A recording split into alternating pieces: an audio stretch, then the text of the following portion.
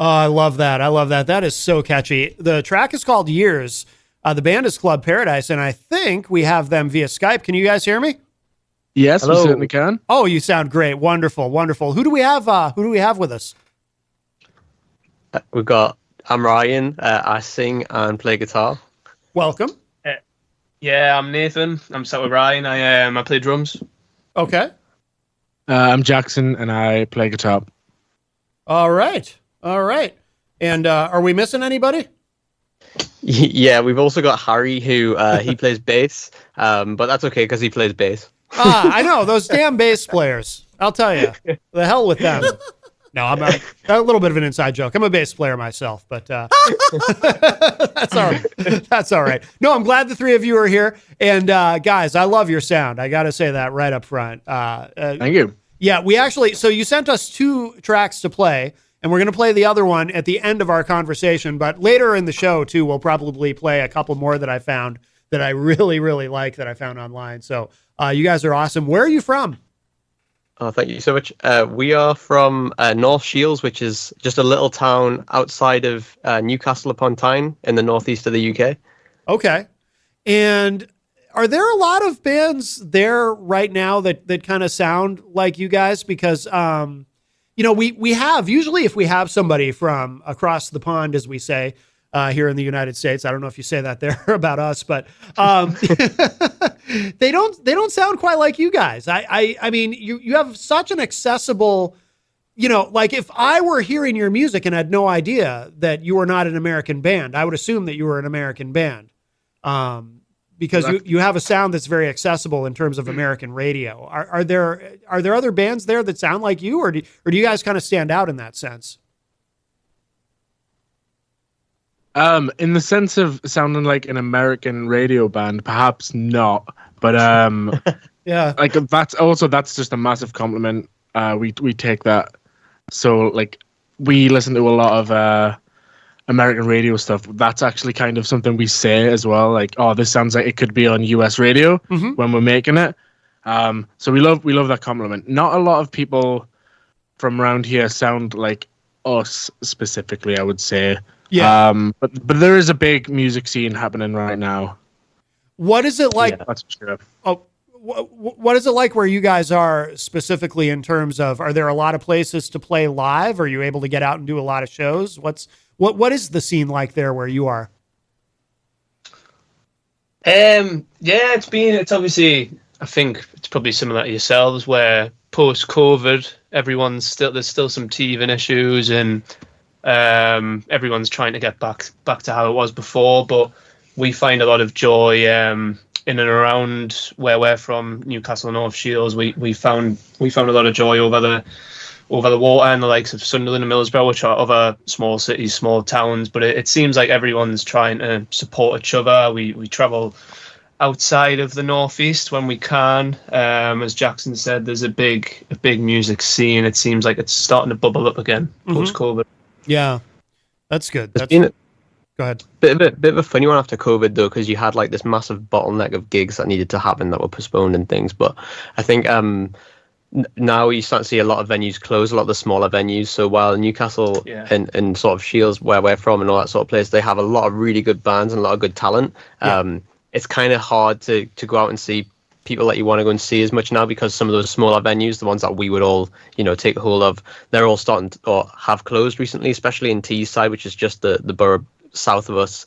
We've lost a lot of venues there, and recently in Newcastle we've lost 2 or 3 here too. So it's getting tricky. But all that does, I think, is kind of fuels the fire for the existing venues for us to get in there and sort of, everybody to gather around in a closer environment and really listen to each other as well. What is causing that, these venues to close? Do you know? Is it the economics of it? I know here in the United States, there's a lot of inflation, but I think we're probably faring better than a lot of places. Is that it? Is everything just too expensive, or is there something else going on?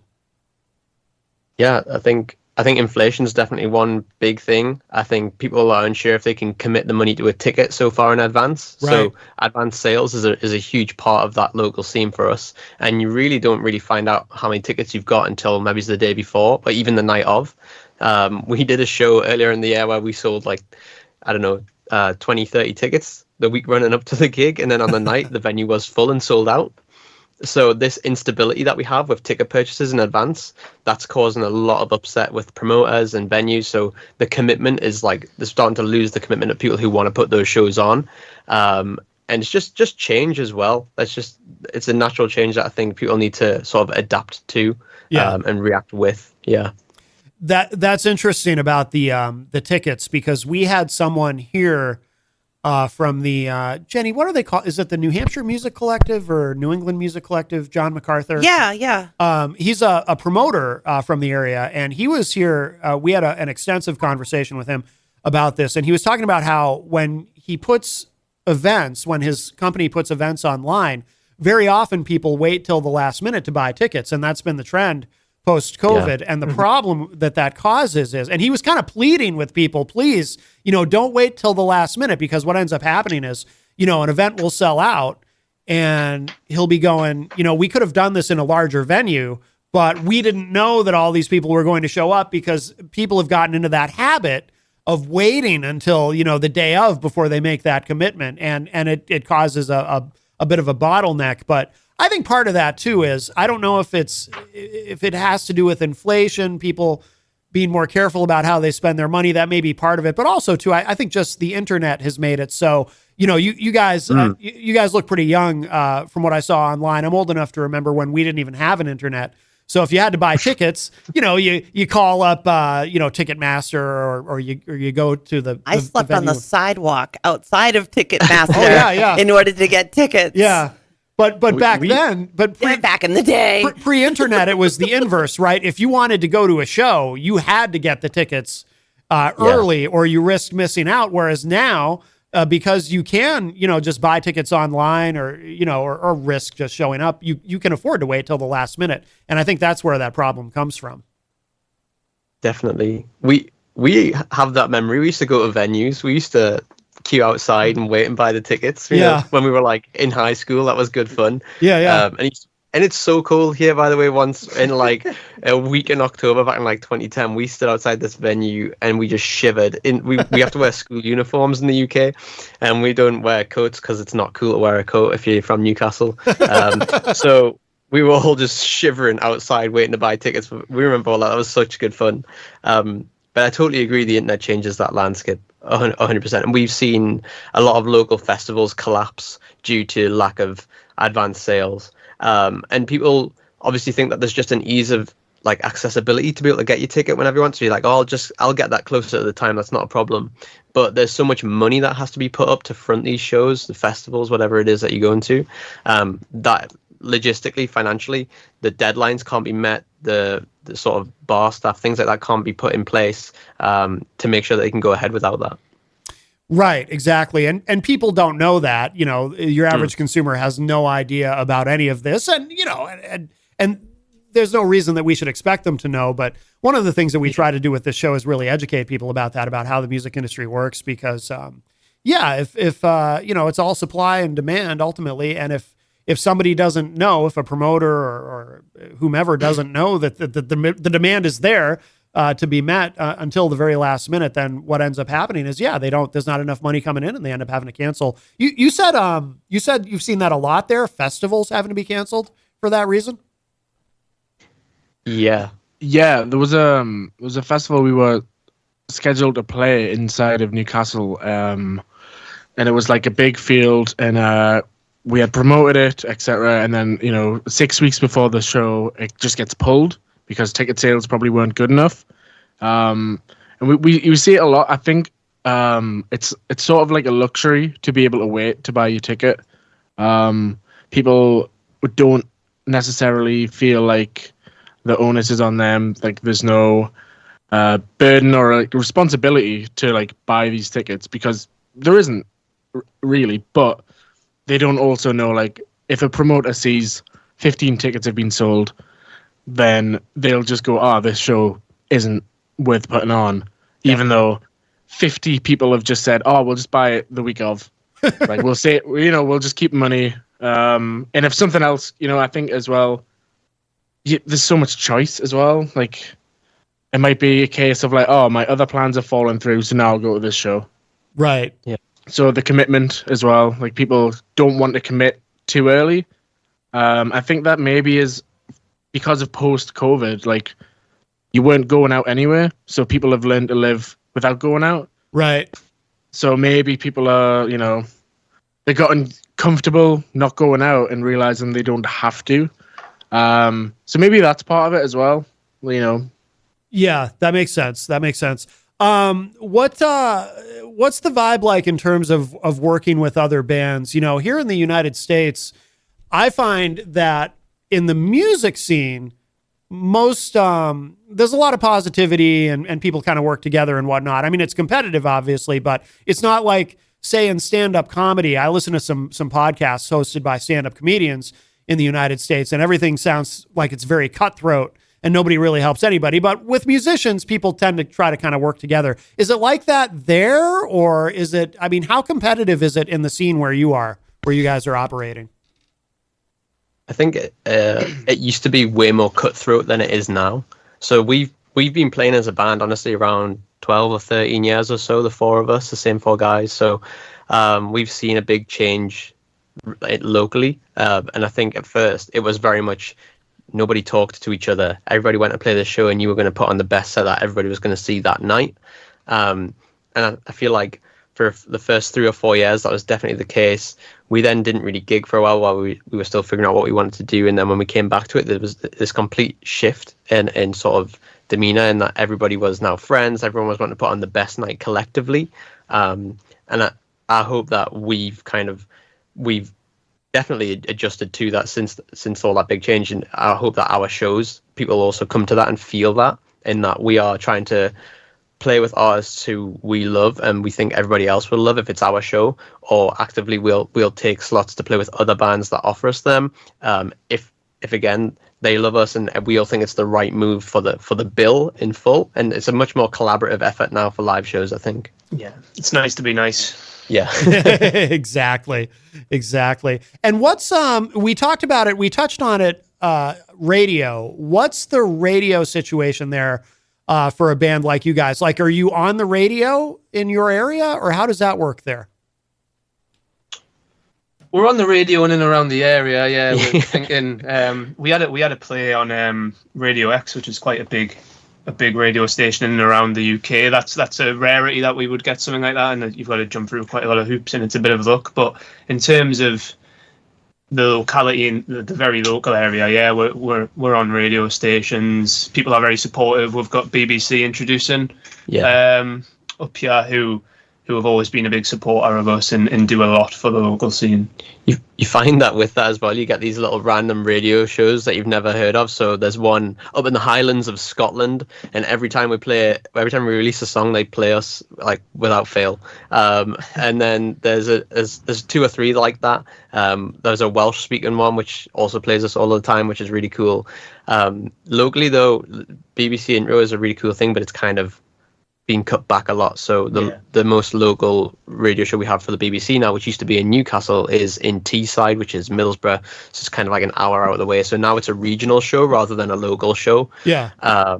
Which is all fine. It's just you can see where these changes are happening and starting to take place. But we get the support of the radio, and we're really thankful, and we love those teams. And they're always really, really fun to work with too. Yeah, that's good. No, I was particularly curious because, like I said, you guys have such an accessible sound, and these songs. Yeah, at the end of the conversation, we're going to play "Chasing the Summer," another great track.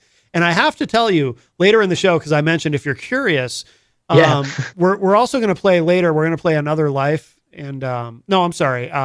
That's the wait. Is that the song? That is a name of a song. Yeah, there was another one. There was another one too. I'll have to find it. To play it. Oh, "Neighborhood." That was the other one. Oh, cool. Yeah. They came out together. That was a double A side that we did. Oh, okay. Yeah, I really like those. You guys are such a great sound.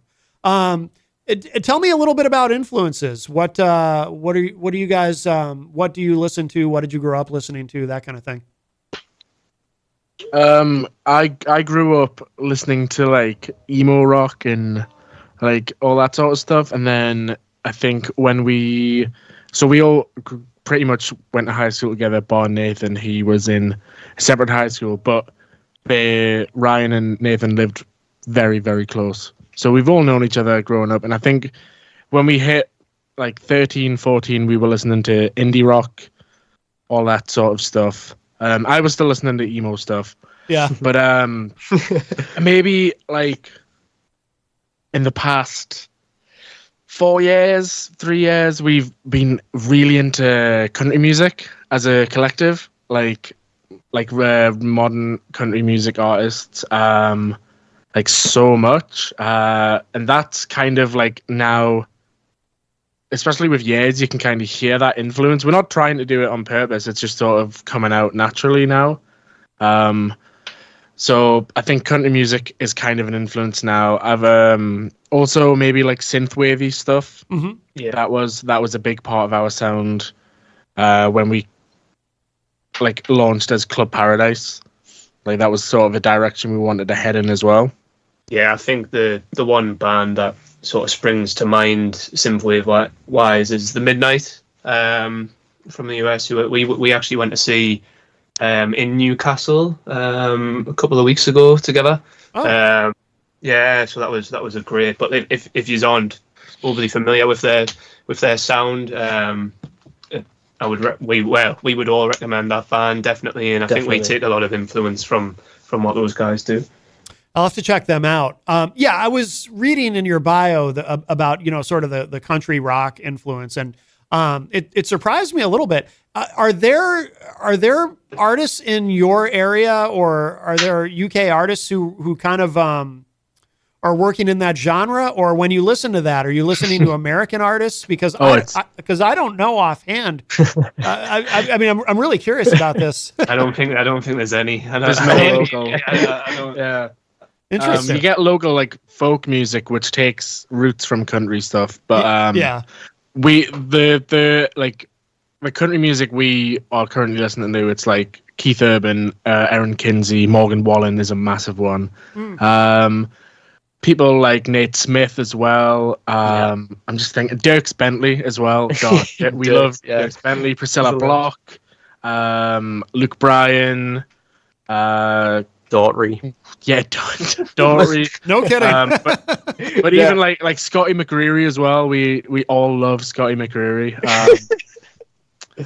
It's we I mean, this is stuff that we genuinely like. Say we're on a road trip, like we just went to some amusement park in the UK. It was like a 2-hour drive. All we would listen to was country music on the way there and on the way back. No kidding. It's funny. Yeah, we love it. It started as like, I think between the four of us, it started as a bit of a guilty pleasure. I remember like Jackson has cousins in Canada, and their wedding song when he went to their wedding in Canada was Florida Georgia Line. Holy by Florida Georgia Line. And then I think we kind of listened to that song together after Jackson came back, and we were like, whoa, something's going on here. And we were like teenagers at the time, and it became this like really big guilty pleasure for us all to talk about. And then over time it's been like, actually no, this is just amazing. But because it's so kind of alien to the UK in that it doesn't exist here, right? We didn't really talk about it much. And now over time, like now on the radio, Morgan Wallen's on the radio here. Those new tunes with Post Malone that he's been doing, those are getting some attention. So I feel like country's growing. C2C happens over here now. We've got Absolute Country, which is the radio station that is never off in my car, and that's got all the shows from Nashville coming live to us. So it's growing here, and I'm really, really glad, and I feel really passionate about that. It's a really, really cool thing. Yeah. So yeah, it's all American stuff. Yeah. we've still got some roots in the sort of UK indie scene, but there's not we grew up on Foals, Bombay Bicycle Club, Wild Beasts, that sort of thing, and a lot of those bands have called it a day. You've still got some of them knocking about, and we used to listen to a lot of Arctic Monkeys, Kings of Leon, and we still love those bands and what they're putting out. So it was a bit of a dynamic, shift in dynamic when all the country stuff. I think we try and blend it subconsciously in what we do. There's a flavour of that. I think there's a flavour definitely of those bands with the country stuff, with the Midnight, so you kind of get that synth element. But then I also feel like there's a really nice element of like Bryan Adams in some of the things that we do, like in Chasing the Summer. I feel like it just gives this atmosphere that you used to get in a lot of 80s stuff. Maybe even like a Don Henley type of vibe. Yes. Boys of Summer type of thing.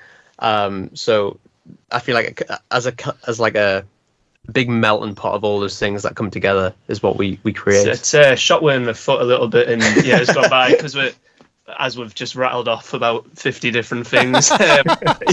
Sometimes UK radio stations, certainly the bigger ones, want I think a certain sound, and if you're indie, you need to be indie. You know what I mean? And Right. we don't fit into a certain genre maybe as much as other bands do, and it's been difficult to pitch where we should be, but so that's why it's so kind to hear yourselves say how accessible it is, and we I don't think we have that in the forefront of our mind, but when you think of the choruses and how the songs come together, we're always told that we're not rock enough for rock and we're not pop enough for pop. So it's kind of like, okay, that's fine, but here's the music anyways. Right. Yeah, and I can hear the Bryan Adams and Don Henley. I can hear those influences in there.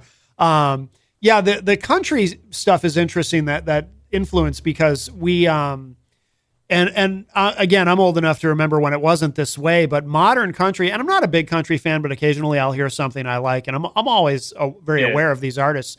I try to keep up with all of it, but modern country now sounds a lot like, you can hear the influences of 80s rock in modern country.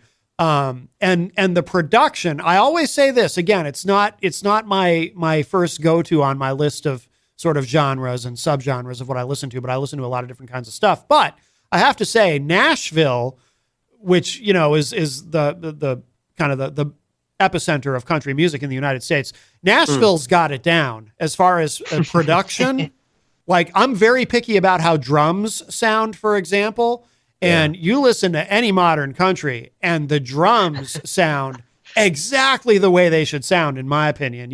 Everything, and the way things are mixed, and even the guitars are louder than they used to be in country music. You can really hear the rock. There's kind of been this melding that I think is really interesting, and I kind of suspect that had that not, I guess it's chicken or the egg, right? Is that happening because that helps country to be more accessible to the mainstream, or is it a reaction to country becoming more accessible on its own? But we saw that happen. I can remember, back in the 90s when Garth Brooks got really big. That was sort of the first real wave of country music becoming sort of mainstream. But now it's like it's really, you hear a lot of rock influences in modern country music.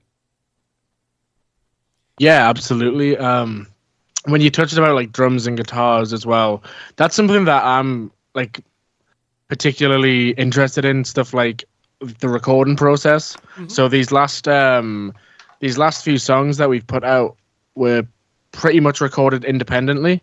And I'm massive on guitar tones, and I look up what people are using, and I remember a uni project I did so long ago where I was just essentially researching Blackbird Studios, which is in Nashville. And I was just like reading about Studio A and Studio B and like what the drums will sound like in each room, and and then like they have like a client list and then like a record list, and you listen to some of the people that have recorded in there. Like Kings of Leon was the big one for me, which is why I got into them. But like I think Hunter Hayes has recorded there. Rascal Flatts as well. We love the Rascal Flatts. I think they definitely hit the pop and the rock pop sort of thing. And I know what you mean. Like it you listen to like stuff from the 90s. Like Cole Swindon, he did what song did he just do? She Had Me at Heads Carolina. Oh yeah. Oh yeah. Yeah, so his obviously you listen to the original of that, and the instrumental, like the parts are the same, but they're recorded so differently, and so like everything's like hyper, and now like everything's so big compared to maybe more understated of the original. So I understand what you mean. Things are changing, like they are getting just bigger and more, like you say, 80s rock influenced, where everything was just big and massive, Right. And maybe I think you might start, like we see it over here, a lot of the music coming out like in the UK, drums are really quiet and understated. Yeah. There's a lot of like snare drums with towels on. You know, like everything's gonna be quite more mute. I think maybe the trend in the UK at least is going to go back from big 80s stuff to more natural sounding. I'm using air quotes, but natural sounding drums. But with US radio rock, it's just full throttle now. Right. But we love that. I think it's funny. We were in the studio a couple of weeks ago doing some new stuff, and we just pulled up the country rock drums and said, like, this is the reference, this is the sound we want, and we're going to set the drum kit up to sound exactly like this. Yeah. It's good fun. I think you're right, like, there's an element that country wants to be more accessible and more mainstream in general. But I also think that part of the reason that it sounds that way is there's a lot of sampling going on now, and that's a good speed thing. So we've had friends who've gone to Nashville to do writing sessions and writing camps, and they talk about how fast it is in Nashville, that everybody sits around in a circle and throws a lyric out, and the next lyric that comes out is the one that's going to follow that one. Yep. So it's not debated. It just goes on and on and on. And that sounds so alien to us. It sounds crazy. But I think that maybe the tone of the drums and all of these different sampled instruments and the access you have to doing things digitally now, that speed that they've created in these writing camps might sort of blend with that pace that you can get from the sound of the drums if they do sort of sample the kits and recreate them that way too. Yeah, that makes sense. Yeah, Nashville, we've had guests on the show who've spent some time in Nashville, and either just short trips to just write and record, or people who've lived there for a while. And yeah, they do things like, they have, these writing sessions that, like you described, are very fast, and these songwriting circles, they'll sit in a circle. So, or they'll do this live, where they'll be in a club and they're writing songs live in front of a crowd, almost like what a stand-up comedian does when they go to, say, an open mic, and they're just kind of workshopping new material. It's really interesting because I don't know of anywhere else where they approach it that way. And how nerve-wracking that must be. I'm a musician myself, but I can't imagine being in front of a crowd of people with other musicians and writing something on the spot. And you're in front of people, so it better be good. But that's like Nashville is like, that's like boot camp for musicians, Yeah, you would not catch me doing that. And so now, where do you guys record? Because this all sounds like it was done in $1 million recording studio. But as we know, we live in a time where it's, you've got a lot of different options in terms of how you record. So we tend to since 2020 we've kind of recorded at least guitars and vocals, just no real amps. It's all simulated stuff. So it's bedroom, like half, maybe 60% of the song is bedroom stuff. The only thing that we track live now is drums, like in a studio space, just because we can't anywhere else. But and it saves money. Like, we have the ability to do it at home, so why don't we? Right. We've had 15 years of experience as a band. We kind of know what we're after at this point. And now technology is caught up to where we can just do it at home. And, some people might hear that the guitars aren't real. Some people might not. But I mean, I spend... We'll play them live. Oh, yeah, of course. We play them live. But, when it comes to like tracking guitars and stuff, we just do it at home. But drums we're always in the local studios. We've actually been through a fair few of them in the Northeast at the moment, just trying to find where we work best. Yeah, it's nice to change it up as well, though, because Jackson's pretty modest in that. For Neighborhood and Another Life, Jackson produced all of that. And to say that we did all of that at home other than the drums, and it's come out sounding like that, is insane. We had some help with the mastering at the end and things like that, but really the full body of that work came out from Jackson sitting at home with his headphones on, just mixing at home, and really just digging into that. It's really, really fun to go into different studios and work with different people and to see what they say about drum kits, and also to just see how when we show them the song as a reference that we're doing, they're kind of like, okay, cool, what about this? And we just learn. I think that's one thing that we always do, no matter where we record, if it's at home or whatever it is. Song by song, we try and do something different. And we're always trying to research and learn about the best way to bring the elements of that song out that make it stand on its own. Yeah. Yeah, it's amazing what you can do now. In fact, the shirt that I'm wearing, for those watching online, Day to Attend, we had these guys on a couple weeks ago, and I said something similar to them because their stuff sounds so good. It sounds like it was done in $1 million recording studio. And Ed, the guitar player, is telling me, yeah, I don't even plug into an amp. I just, I mean, you plug into a modeler or whatever term. And it's incredible what you can do now. It really is. It's an amazing time to be alive, especially if you're a musician. So you guys, except for the money. Well, yeah, true. That never seems to change, no matter what the time period. Right. Yeah, that's true. It's always been a problem unless you're famous. But if you're Taylor Swift, then you get all the money. But by the way, did you guys say one of you said 15 years you guys have been together? Yeah. All that different. We've not been Club Paradise for that long, but we've it's been the same four guys. As Jackson said earlier, me and Ryan grew up in the same street, and Jackson and Harry grew up a couple of doors down from each other. They all went to school with each other, and naturally I sort of gravitated towards them when we were in our early teens. So yeah, it's since very, 2011, very isn't it now? Yeah. Oh, that's incredible. Yeah, most bands don't last that long. That's amazing. How do you guys how do you keep it together? I mean, because do any of you do side projects or anything, or are you just fully committed to this band? Oh, we all have side stuff now, but we didn't for the longest time. Really? Yeah, it was I think Ryan. I mean, I'll speak for Ryan for now, but yeah, he plays bass in his partner's band, and Nathan also drums for that band. I've been in a goth pop band over the years, and we have split up time that way, but to stay together for that long is we've never thought about it. You're forgetting the most important one. We do a Paramore tribute band together, so not only oh yes, of course, yeah. No kidding. That's where the money comes from. Yeah. That's how we pay to record. So we do Club Paradise all together, and then the Paramore tribute band, Ain't It Fun, is also Club Paradise plus Robin, who sings in my partner's band that we're playing.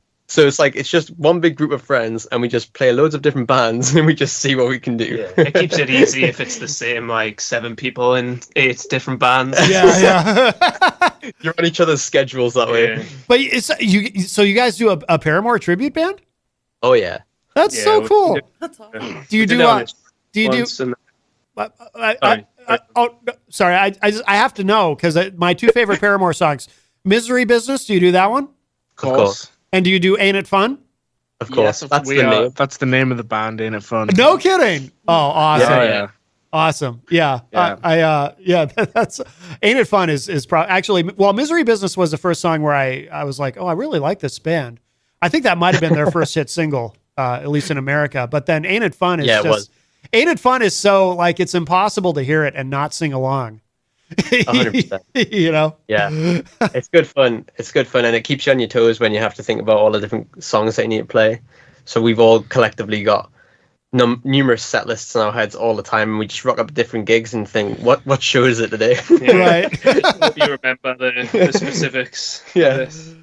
No, that's fantastic. Well, listen, guys, the time goes quickly. We are approaching the top of the hour. It's been wonderful talking with the 3 of you, Ryan, Nathan, and Jackson from Club Paradise. And like I said, in a moment, we're going to play Chasing the Summer, another great track. By the way, which is the newest single? Is Years the new one, or is it Chasing the Summer? Years Years is the latest one. Chasing the Summer was out in June. We're doing a single every month up until October. So at the end of this month, we'll have a track out called What If These Days. At the end of September, we'll have another track out, which I'm not going to name yet. And then we've got an October EP coming out called Life on TV. And that'll be a collection of 6 songs, including the singles. Oh, very cool. Very cool. Yeah. Feel free to send those too as they're released. We would love to do, we like to do world radio premieres here. So if we can kind of be your, Oh, for sure. your conduit in that Absolutely. way on American radio, we'll do a world radio premiere for each new single as it comes out. That'd be great. Let's do that. Definitely. That would Yeah. be so fun. Absolutely. Yeah. Absolutely.